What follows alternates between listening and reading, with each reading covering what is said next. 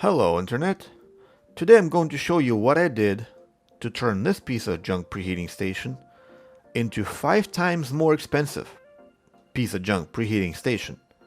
Stay tuned, this one will be interesting. The station itself is not too bad. What's bad is that the backplate is completely useless to me and it takes a lot of space. And I don't like the idea of using hot air. It's just not good for the environment. You know, the ice caps are melting and all that. As you can see, I had designed 2 clamps that hold the air gun. The air gun can be easily detached and the entire contraption is adjustable so you can point it at any place in the working area. At the front, I added a switch to activate the back preheater when I need to. And you know, I never did. So what I want is to get rid of this plate and use this one instead, somehow mounting it over the working area without too much blood.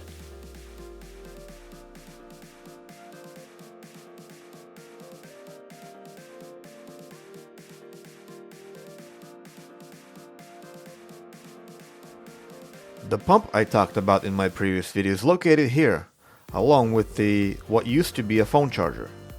All wired together through a switch so I can activate the suction when I need. Okay, so I wired my new small heating element to the existing wires and gave it a test. It does heat up faster than the large one, and that's exactly what I need. Next, I moved the pump and its power supply closer to the front, so I can cut off the back of the unit. Yep, I literally cut it all away with an angle grinder. Now all I gotta do is to weld it all together, effectively making it shorter.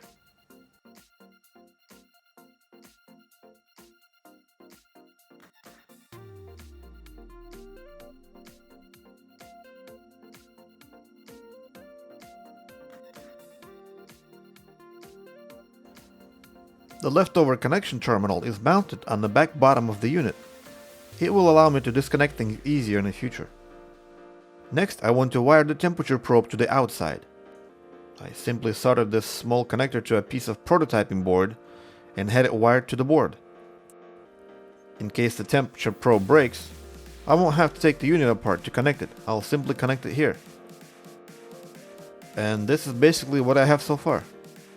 The welds are not perfect, and paint is only in the affected area, which will serve as a reminder how wild my imagination can go sometimes. Okay, so now I gotta figure out how to mount this on the existing setup. Obviously I can't use any 3D printed parts, heat will melt it away.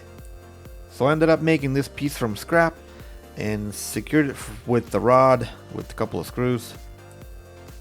This is all one piece, by the way. I just had it bent like that and I think it looks pretty good. If you look at the rod, you can see that the top is flat. This is so it stays parallel to the unit. And this is aluminum 3/8 of an inch. Very cheap and it's easy to work with. Okay, so the heating element comes with this spring-like plate. I insert that in there like so, and then I squeeze the two together and slide the locking plate. So now it's all held by itself. Then the entire contraption slides into my existing 3D printed adjustment thingy, and now it's time to take care of the wires. These wires come insulated with some kind of ceramic garbage. I will apply shrink wrap over them to make it safer. These end of wires receive male connectors, while the powering end of wires receive female connectors. You know, safety thing. And to keep the wires from moving around too much, a zip tie here and a zip tie there helps to keep the curve. I still need to figure out what to do with the temperature probe. I want to make some kind of an arm that would keep the probe touching the board, but I may do this in my next video as this one is long enough already. In which case, be sure to subscribe so you won't miss it. And as for you, thank you for coming, for looking, and for your comment that you're about to leave. Bye!